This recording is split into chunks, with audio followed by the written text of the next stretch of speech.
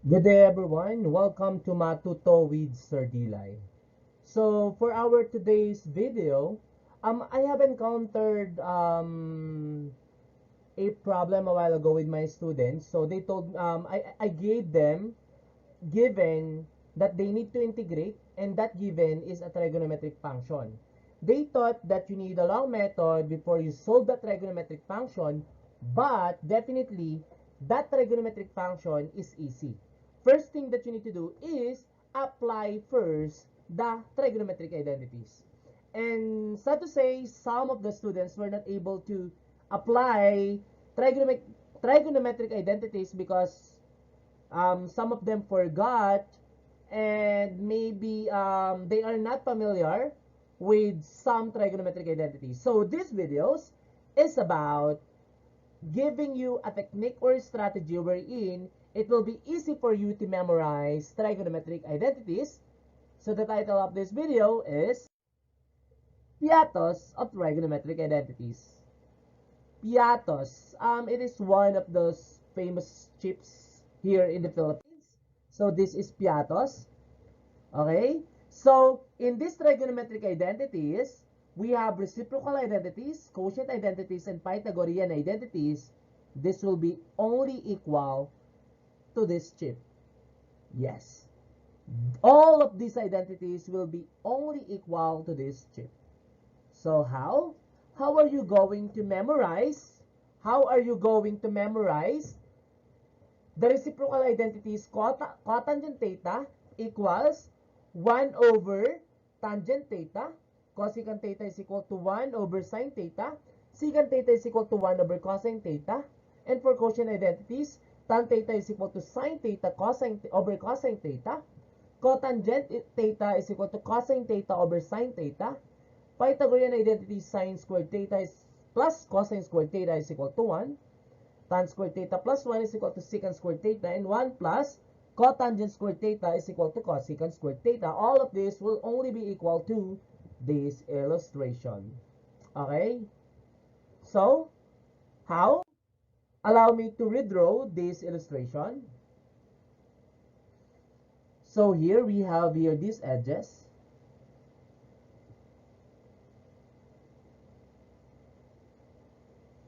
So we will write tangent theta here, sine theta, cosine theta, cotangent theta, cosecant theta, and secant theta. Then, all the vertices will go here.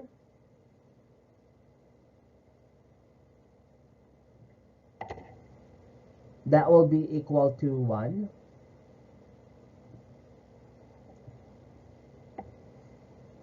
And let us put plus sign here, plus sign here, and plus sign here. Then we're done. So what you need to do is just draw this illustration. And this illustration will help us to memorize the trigonometric identities. So allow me to redraw it again. So we have our piatos here, tan theta, sine theta. This is the, ito yung pagkakasunod-sunod ng ating mga trigonometric function. Tan theta, sine theta, cosine theta, cotangent theta, cosecant theta, secant theta. All the vertices will go to 1. Then put plus sign here, and plus sign here. Then we're done. So remember this. Remember this, guys. So if you will be having yung parang dare-diretso ang inyong magiging solution, the operation that you will use is division. If in between, ang gagamitin natin ay multiplication. Okay? Pag siya ay in between. Pag dire-diretso division, pag in between, we have multiplication. So, it goes like this. From sine theta equals, from here, dire-diretso lang ako. From here, dire-diretso lang ako from here, papunta dito. At dito. So, therefore, from sine theta, dumaretso ako sa cosine theta. Dahil dire-diretso ang punta ko, the operation will be division. Sorry. The operation will be division and it will become cosine theta papunta sa cotangent theta. What else? Take for example, tan theta. Tan theta is equal to from here going to here and there. Sin theta over cosine theta, or pwedeng pabaliktad. Since we have tan theta, it can be also same as from here papunta dito. We have secant theta all over papunta dito. Cosecant theta. And you can apply that technique here in cotangent theta. Cotangent theta is equal to from here cosecant theta over secant theta. And you may put it this way using the reciprocal. So secant theta is equal to, diretso lang tayo from here, nagsimula tayo sa 1, dire-diretso tayo papunta saan? Straight line yan. We have cosine theta. And for cotangent theta, the reciprocal of cotangent theta is straight line na diretso. 1 going to over tan theta. So on and so forth. Okay? So what else?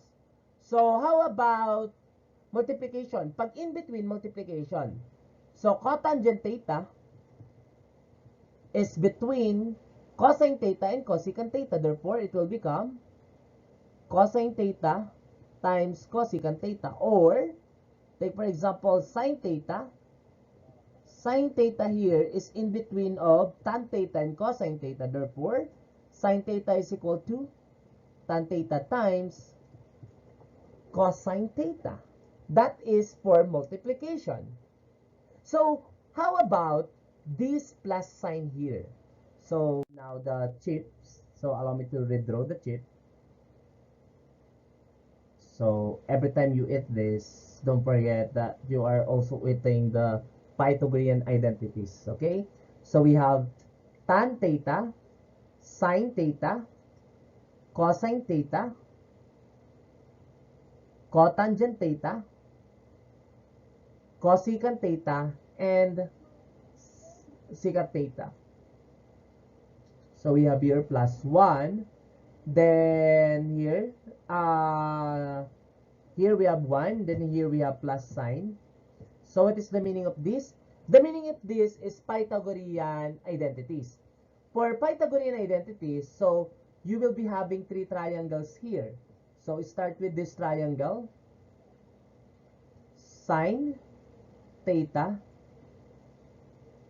cosine theta, then 1 here from this triangle. May plus sign dito. So, gagawin lang natin siya square lahat. Okay? Ang idea natin is gagawin natin siya lahat na squared. Pag halimbawa, dealing naman tayo dun sa Pythagorean or dun sa plus sign. So, ibig sabihin, sine squared theta here plus cosine squared theta is equal to, yung inverted niya, 1. Then, same goes here.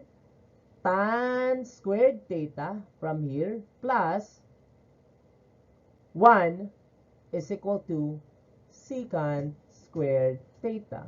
And same goes here, starting from 1 plus cotangent squared theta is equal to the inverted 1, the cosecant squared theta. Okay? So, let us now continue. Let us play with the given. So, we have sine squared theta plus 1 plus cosine squared theta is equal to 1. Therefore, it will become 1 minus sine squared theta, sorry, again, the value of cosine squared theta will be equal to 1. Itong sine squared theta, lilipat natin minus sine squared theta. So we can play with this identity. Same goes here. Cotangent squared theta, from the idea here, it is equal to cosecant squared theta minus 1. Okay? So again, let us have the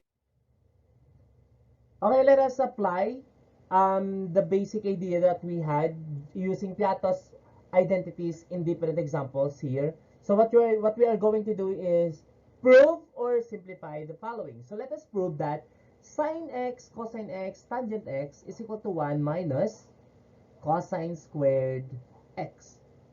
So let us try. So we have sine x. You may play with all the trigonometric function here, as long as you will come up with the right given here.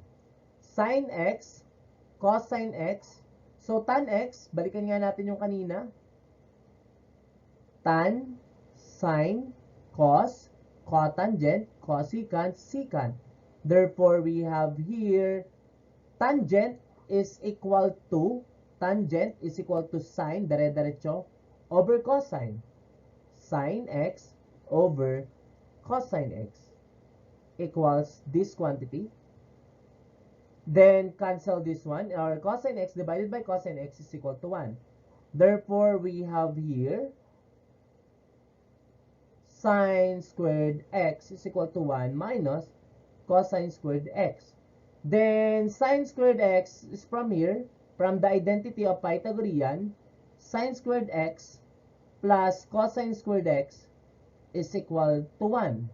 Therefore, sine squared x is equal to 1 transpose cosine minus cosine squared x. Therefore, sine squared x is also equal to sine squared x, or 1 minus cosine squared x. Using Pythagorean of sine squared x, we have 1 minus cosine squared x. So, above this, let us put QED. And what is the meaning of QED? Quod erat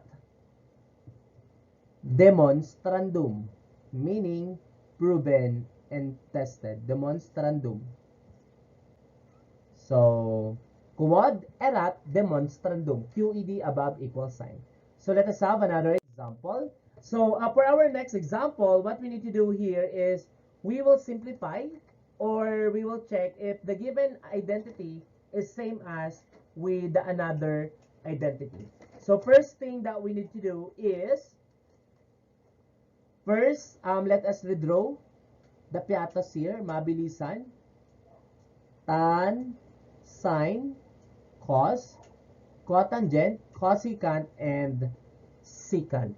So, let us prove that these two identity or these two functions are just the same. Let us start with the first one. Sine x plus 1 over sine x. Sine x can be written in sine x over sine x plus 1 over sine x. It will become equal to 1 plus 1 over sine x. We have 1 from here. Cosecant here is equal to 1 over sine x. Therefore, 1 over sine x is equal to cosecant x. Dahil diretso lang to, ibig sabihin division. Equals, so we have negative cotangent squared x and negative cotangent squared x. If we have here 1 plus cotangent squared x in Pythagorean equal to cosecant squared x. Therefore, we can say that cotangent squared x is equal to cosecant squared x minus 1. Therefore, we have negative times cotangent squared x is equal to cosecant squared x minus 1. All over 1 minus cosecant x. Therefore, it will become 1 times cosecant squared x is negative cosecant squared x. Negative times negative 1 is positive 1. It can be written this way. Therefore, 1 over cosecant x. Then next, we will factor the numerator. So let us have here. The numerator is 1 minus cosecant squared x. Sum and difference of 2 squared. It will become 1 plus cosecant x. 1 minus cosecant x. All over 1 minus cosecant x. And this will become equal to 1. Therefore, matitira is 1 plus cosecant squared, cosecant x. That will be equal to 1 plus cosecant x. Okay, so that is the application. You have to play with the Pythagorean Piatos. Okay, so let us apply the Piatos in trigonometric identities in differential calculus. So take for example, we are asked to find the derivative of secant theta over cosecant theta. So how are you going to solve this? Maybe, oh, there will be a division. Therefore, we will be using b du minus u dv all over b squared. So it takes time and effort. So first thing that you need to do is apply the identities first. So we have tan, sine, cos, cotangent, cosecant, and secant. I hope that you have memorized this already, yung pagkakasunod-sunod, ano? Then we have here secant over cotangent. Therefore, from here, dire-diretso lang tayo. It is equal to secant over cosecant. Therefore, y is also equal to tan theta. Now, let us find the derivative. What is the derivative of tan theta? We all know that the derivative of tan theta is equal to secant squared x, or secant squared theta. So that's how are you going to solve this.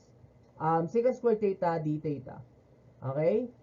So, because the derivative of tan d theta is equal to 1, therefore, y prime is equal to secant theta. So, here you will be applying this in integral calculus, definitely. Okay, so you don't need to use the long procedure. So, how about in differential or in integral calculus? Tan squared theta plus 1 d theta. So, therefore, you may use tan, sine, cos, cot, cosecant, and secant. We all know that tan theta plus 1 is equal to secant squared theta. Therefore, we have the new given, secant squared theta d theta. So maybe your problem here you will find the integral of tangent squared theta d theta plus the integral of d theta. Then it will be difficult for you because there's no tan squared theta integral. Okay, so that's why you should be familiar with the use of trigonometric identities. So therefore, the integral of secant squared theta d theta is ln absolute value of secant u plus tangent u du, right? Du, secant u plus tangent u plus c. Because let u be equal to theta, therefore du is equal to d theta. The given will become the integral of secant squared u and d theta is equal to du. And we all know that secant squared u du is equal to ln secant u plus tangent u plus c, or simply ln absolute value of secant theta plus tangent theta plus c, since u is equal to theta.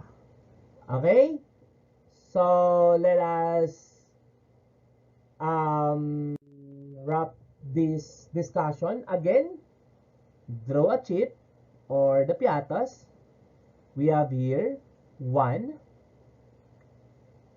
tangent theta, sine theta, cosine, cotangent, cosecant, and secant.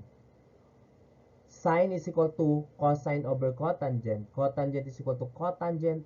Cosine is equal to cotangent over cosecant. So, pagpadiretso is division. pag in between is multiplication. Okay? Cot is between these two, therefore, cotangent is equal to cosine times cosecant. And plus 1 here, plus sign here, plus sign for Pythagorean identities. So, for the meantime, that would be all, and hope that you learned something new today. And please don't forget to apply first the identities before solving trigonometric function, whether in differential calculus or integral calculus. So, goodbye and thank you guys. God bless.